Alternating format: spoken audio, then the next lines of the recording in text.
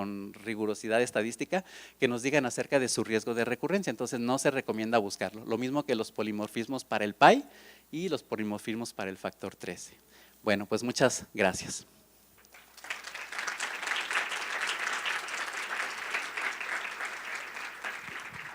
Vamos a escuchar a la licenciada Marión Echenagucia.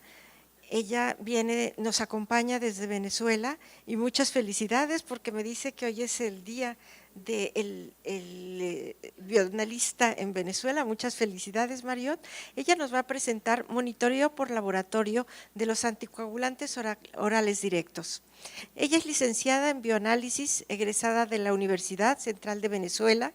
Actualmente se desempeña como coordinadora del Laboratorio de Hemostasia y Trombosis del Banco Municipal de Sangre del Centro Nacional de Hemofilia, Caracas, Venezuela. Y es profesora del posgrado de Hematología en la Facultad de Medicina de la Universidad Central de Venezuela. Muchas gracias, Marión. Bueno, muy buenos días. De verdad, para mí es un placer estar aquí. Muchísimas gracias a la AME por la invitación y a todos ustedes por permanecer aquí durante el día de hoy. De verdad que es un privilegio, además, compartir el foro con dos grandes profesionales a los cuales admiro y estimo mucho. Entonces, nos toca hablar aquí del monitoreo por el laboratorio de los anticoagulantes orales directos y hablar de ellos, es decir, un esfuerzo que ha hecho la industria farmacéutica durante los últimos años a buscar ese anticoagulante ideal, ese anticoagulante que sabemos sea una droga segura, que permita, por su mecanismo de acción, que tenga una formulación oral, una dosis fija con efecto predecible, un inicio de acción rápido, una menor cantidad de efectos secundarios, sin interacciones con otros medicamentos o mecanismos bioquímicos naturales. De ahí que surgen, hace unos cuantos años, los llamados anticoagulantes orales directos. Dentro de ellos tenemos el Rivaroxaban y el Apixaban y otros sabanes que son inhibidores del factor 10 activado y el Dabigatran, inhibidor de la trombina. De alguna manera, estos anticoagulantes se vendieron como medicamentos que por su farmacodinámica y farmacocinética pues no necesitaban una monitorización del laboratorio. Sin embargo, en el transcurrir de los tiempos se dieron cuenta que existen, a pesar de que no necesitan esa monitorización, existen escenarios clínicos diversos donde quizás estimar la concentración del nivel de anticoagulante en el paciente pudiera ser interesante.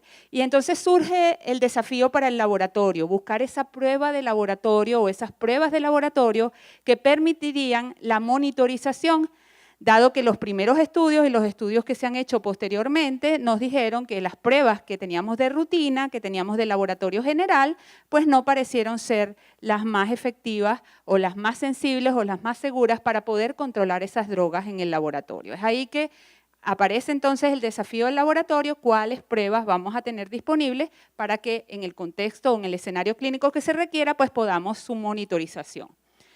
En cuanto a monitorizar o no durante el tratamiento en líneas generales y en escenarios generales, pues actualmente se encuentra en debate y hay todavía muchos estudios, muchos médicos que a pesar de que prometen ser unas drogas seguras con una farmacodinámica muy predecible, pues existen condiciones que pueden llevar al sangrado y eso hoy en día siguen las controversias al respecto.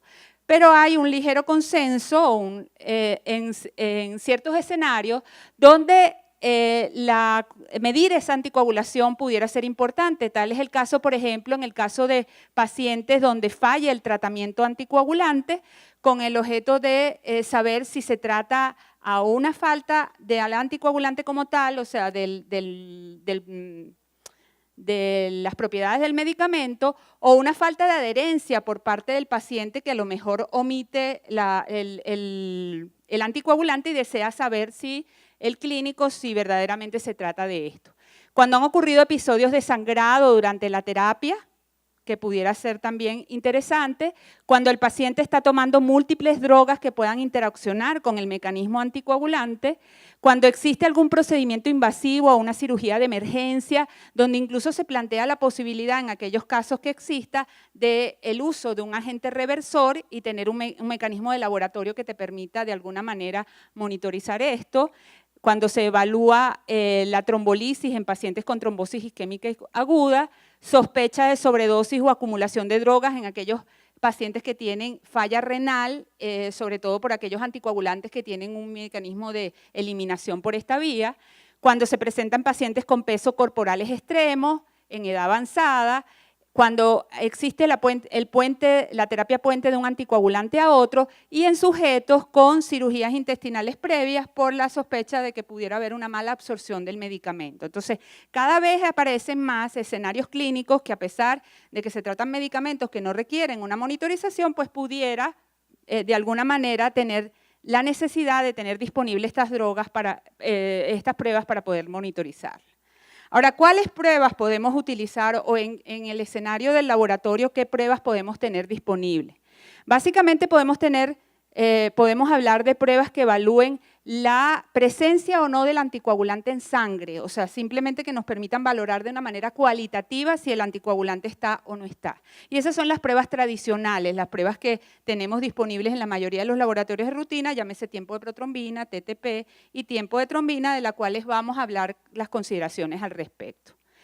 En cuanto a métodos cuantitativos, tenemos métodos y necesitamos de métodos también que nos permitan cuantificar la droga en sangre, cuantificarla en números, no tanto en la presencia o ausencia, sino en números. Y así tenemos las concentraciones plasmáticas, las pruebas que miden concentraciones plasmáticas de la droga y pruebas funcionales como el tiempo de carina, el tiempo de trombina diluido, la concentración del nivel anti-10A y ya vamos a hablar al respecto.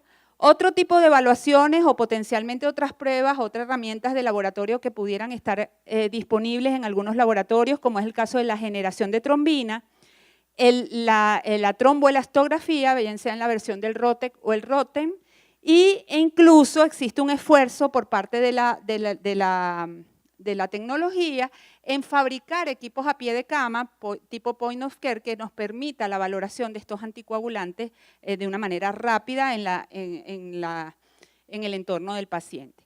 Otras evaluaciones pudiera ser necesaria en el monitoreo de estas drogas, ya son evaluaciones fuera del campo del laboratorio de coagulación, pero sería el caso de las creatininas séricas, la función hepática, obviamente por los mecanismos de eliminación que tienen estos anticoagulantes. Incluso se plantea en algunas guías el uso de los recuentos celulares. Ahora, ¿cuál prueba usar? En esta diversidad de pruebas que tenemos disponibles, ¿en qué momento usarla? O qué pruebas usar. Realmente la prueba ideal, si se trata de una prueba que solo necesitamos el establecimiento desde el punto de vista cualitativo, como puede ser antes de una cirugía de emergencia, saber simplemente si el anticoagulante está o no está para evitar futuros sangrados en el paciente, pues sería una prueba cualitativa, aquella prueba que me detecte de verdad y con sensibilidad bastante importante si está o no presente la droga. En el caso de la prueba cuantitativa, que me permita medir la concentración de la droga. Esas tienen sus limitaciones y vamos a comentar al respecto. Pero en líneas generales que tenga una adecuada linealidad, reproducibilidad y sensibilidad, que nos permita cuantificar la droga en un amplio rango de concentraciones, porque en todos estos escenarios clínicos podemos necesitar medirlas en bajas dosis o en altas dosis, por ende la linealidad de la prueba debe ser en todo ese rango de concentraciones, que sea simple de realizar y que esté disponible las 24 horas en el laboratorio, lo cual esa no es la realidad que manejamos. Guías y recomendaciones de diferentes organismos de recomendación están disponibles. Las dos principales son de la Sociedad Británica de Hematología y del Subcomité de Anticoagulación de la Sociedad Internacional de Hemostasis y Trombosis, que está disponible y que tiene sus recomendaciones al respecto. La situación actual es que la mayoría de las pruebas tienen un elevado costo, las que sirven, porque hay otras que tienen sus limitaciones, requieren de calibradores y controles específicos de cada una de las drogas, lo cual eleva el costo, y además no están disponibles en la mayoría de los laboratorios, aquellas que sirven, pues. Se requiere comprender entonces las limitaciones de los ensayos, sobre todo del tipo cualitativo, tanto por el personal clínico y por el laboratorio, porque eso va a depender el resultado adecuado que se haga de su monitorización. Ahora, ¿cuál es la muestra que vamos a tomar? Eso es un aspecto importante, porque vemos una diversidad de ensayos. Dependiendo del ensayo es el tipo de muestra que vamos a tomar. En líneas generales, para todas las pruebas funcionales, para todos estos métodos coagulantes que vamos a emplear, la muestra es citrato de sodio al 3,2%, igual que todas las muestras para tiempo de protrombina y TTP. ¿Okay?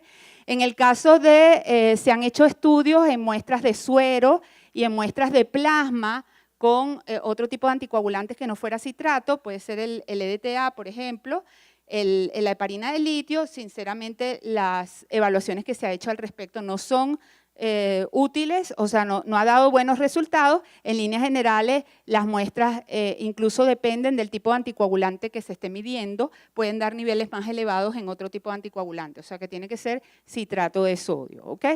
En el caso de que se use la prueba que es la prueba del estándar de oro, que es la prueba de cromatografía líquida